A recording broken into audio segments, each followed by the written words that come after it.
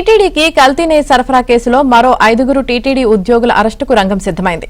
త్వరలో వారిని సిట్ అధికారులు అరెస్టు చేయనున్నారు. టీటీడీ ఉద్యోగుల అరెస్టు గురించి ముందస్తుగా టీటీడీ ఈవోకు సిట్ అధికారులు సమాచారం ఇచ్చారు.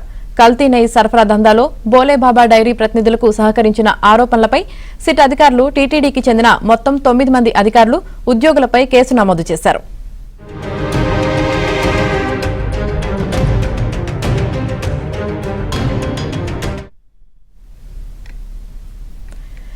దర్యాప్తు తొలి దశలో ప్రొక్యూర్మెంట్ విభాగానికి చెందిన నాగేంద్ర ప్రసాద్, కరమల శేఖర్ అనే 2 కింద స్థాయి ఉద్యోగులను కేసులో నిందితులుగా చేర్చారు. అయితే వారిని ఇంతవరకు అరెస్టు చేయలేదు.